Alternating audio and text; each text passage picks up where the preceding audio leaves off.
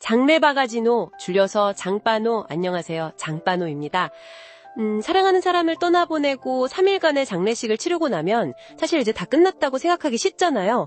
근데 정말 중요한 건 바로 그때부터 시작되는 행정 절차들이에요.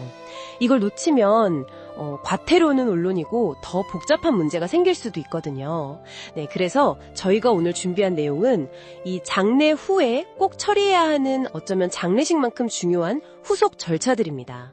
좀 복잡하게 느껴지실 수 있는데 저희가 명확하게 정리해 드릴게요. 자, 그럼 가장 먼저 해야 할 기본 중의 기본, 바로 사망신고부터 알아볼까요? 이건 가장 중요하죠. 사망사실을 안 날로부터 딱 1개월 안에 꼭 하셔야 해요. 네, 맞아요.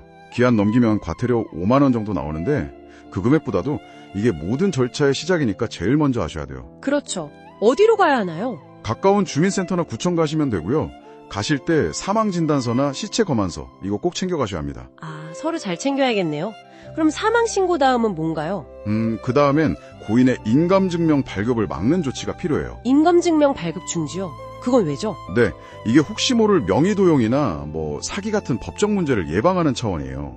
인감이라는 게 워낙 중요하니까요. 아하, 그렇군요. 네, 그래서 보통 사망 신고할 때 같이 신청하거나 아니면 별도로라도 꼭 하시는 게 안전하고요.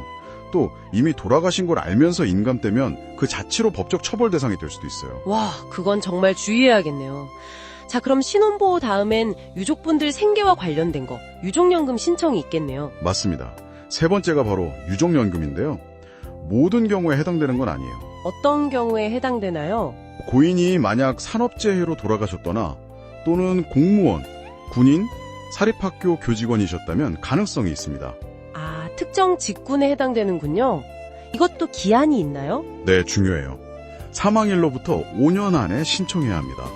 5년이면 긴 것 같아도 사실 정신없이 지내다 보면 금방이거든요. 그쵸, 잊어버리기 쉽죠. 그러니까 해당될 것 같다 싶으면 바로 국민연금공단 전화번호 1355번이거든요. 여기나 관련 기관에 빨리 문의해 보시는 게 좋습니다. 네, 1355번 기억해두면 좋겠네요. 다음은 뭔가요? 네 번째는 만약 고인이 기초생활수급자셨다면 장제비를 지원받을 수 있다는 거예요. 아, 장례비용 지원 말씀이시죠? 네, 맞아요. 장제급여라고 부르는데 이게 지역마다 조금씩 다르긴 한데 보통 한 75만 원 정도 지원이 돼요. 오, 그것도 꽤 도움이 되겠네요. 이건 어디에 신청하나요? 고인의 주민등록상 주소지 관할 주민센터에 문의하시면 되고요. 신청할 때 장례식 치른 영수증이랑 화장하셨으면 화장증명서 이거 꼭 필요합니다. 영수증이랑 화장증명서 잘 챙겨야겠군요. 자, 이제 기본적인 신고랑 지원은 알아봤고 많은 분들 제일 궁금해하실 상속 문제로 넘어가 볼까요? 네, 그렇죠. 상속 절차가 사실 제일 복잡하게 느껴지실 수 있어요. 5번째 단계가 고인의 재산이랑 빚을 한 번에 알아보는 거라고요. 일일이 은행 찾아다니고 하려면 정말 힘들잖아요. 맞아요. 그래서 정말 유용한 제도가 있는데 바로 안심상속 원스톱 서비스입니다. 아, 그거 들어봤어요. 되게 편리하다고. 네, 정말 편리해요. 정부 14 웹사이트나 가까운 주민센터, 구청에서 신청할 수 있고요. 사망 신고하고 1년 안에 신청하시면 돼요. 이걸로 뭘 알 수 있는 거죠? 고인의 예금, 보험, 주식 같은 금융자산은 물론이고요. 토지나 자동차 소유 여부, 그리고 혹시 밀린 세금이나 공과금은 없는지, 연금은 뭘 가입했는지까지 거의 모든 걸 한 번에 쫙 알려줘요. 와, 정말 원스톱이네요. 그렇죠. 이걸로 전체적인 재산 상태를 파악해야 상속을 어떻게 진행할지, 또 혹시 빚이 더 많은 건 아닌지 판단할 수 있는 거죠. 아주 중요한 첫 단계예요. 네, 정말 도움되겠네요. 그럼 재산 파악이 끝났으면 6번째는 실제 상속 절차를 진행하는 거겠죠? 맞습니다. 고인이 남기신 유언이 없다면 법에서 정한 순서대로 상속이 되고요. 만약 유언이나 가족 간 협의가 있다면 그 내용에 따라서 진행됩니다. 절차는 어떻게 되나요? 부동산 같은 경우는 해당 부동산이 있는 곳의 등기소에 상속 등기를 해야 하고요. 예금 같은 금융재산은 해당 은행 같은 곳에 가서 명의 변경 신청을 해야 해요. 상황마다 필요한 서류가 조금씩 다르니까 미리 확인해 보셔야 하고요. 서류 준비가 관건이겠네요. 자, 7번째는 역시 세금 문제겠죠? 네, 피할 수 없죠. 상속받는 재산 규모에 따라 상속세를 내야 할 수도 있고요. 부동산을 받으면 취득세, 등록면허세도 내야 합니다. 여기서 제일 중요한 게 뭐라고 하셨죠? 바로 기한입니다. 상속 개시일, 그러니까 보통 돌아가신 날이 속한 달의 말일부터 6개월 안에 신고하고 납부까지 다 끝내야 해요. 6개월? 이것도 꼭 기억해야겠네요. 넘기면 가산세가 붙는다고 하셨죠? 네, 가산세 부담이 꽤 크니까 꼭 지키셔야 하고요. 근데 아까 안심 상속 서비스 얘기했잖아요. 만약 조회해보니 재산보다 빚이 훨씬 많다. 이러면 어떻게 해야 할까요? 아, 정말 난감한 상황인데요. 방법이 있나요? 네, 있습니다.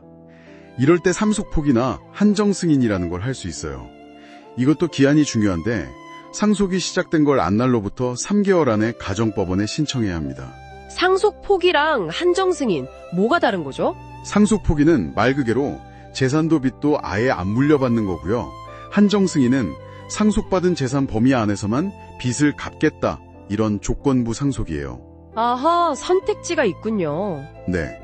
근데 여기서 진짜 조심해야 할 게 있어요. 상속 포기나 한정 승인 결정을 내리기 전에 고인의 예금을 뺏어 쓰거나 재산을 처분해버리면 그냥 상속을 다 받겠다고 인정한 걸로 봐요. 그러면 빚까지 다 떠안게 되는 거죠. 헉, 정말 중요한 점이네요. 함부로 재산을 건드리면 안 되는군요. 네. 3개월 기한이랑 이 조건 절대 잊으시면 안 됩니다. 알겠습니다. 자, 드디어 마지막 8번째 단계네요. 이건 뭔가요? 이건 비교적 간단한 건데 바로 자동차 소유권 이전 등록이에요. 고인 명의로 된 차가 있다면요. 돌아가신 날로부터 3개월 안에 상속인 이름으로 명의를 바꾸거나 아니면 폐차나 매각을 해야 합니다. 이것도 기한이 3개월이군요. 네. 상속인 주소지 관할 시청이나 구청 차량 등록 부서에 가시면 되고요. 이것도 기한 넘기면 과태료가 나옵니다. 네, 이렇게 장래 후에 처리해야 할 8가지 주요 절차들을 쭉 짚어봤습니다. 듣기만 해도 좀 복잡하고 할 일이 많네요. 슬픔 속에서 이걸 다 챙기려면 정말 쉽지 않겠어요. 맞아요. 경황 중에 이걸 다 처리하는 게 당연히 힘들죠. 하지만 오늘 말씀드린 것처럼 기한이 정해져 있는 것들이 많으니까 하나씩 차분히 확인하면서 진행하시는 게 중요해요. 특히 그 안심상속 원스톱 서비스 같은 건 정말 유용해 보이네요. 네, 그런 제도를 잘 활용하시면 시간과 노력을 많이 줄일 수 있습니다. 네, 오늘 저희가 정리해드린 정보가 이 힘든 시기를 보내고 계신 여러분께 조금이나마 실질적인 도움이 되었으면 하는 바람입니다. 오늘 저희가 준비한 내용은 여기까지입니다. 마지막으로 한 가지만 더요. 오늘 이런 절차들에 대해 이야기 나눴잖아요. 어쩌면 이런 이야기들을 미리 건강할 때 가족들과 한 번쯤 나눠보고 간단하게라도 정보를 정리해두는 건 어떨까 싶어요. 아, 미리요? 네, 만약에 예기치 못한 이별이 찾아왔을 때 이런 작은 준비가 남아있는 가족들의 혼란이나 슬픔을 얼마나 덜어줄 수 있을지 그 미리 준비함의 가치에 대해서 잠시 생각해 보시는 것도 좋을 것 같습니다.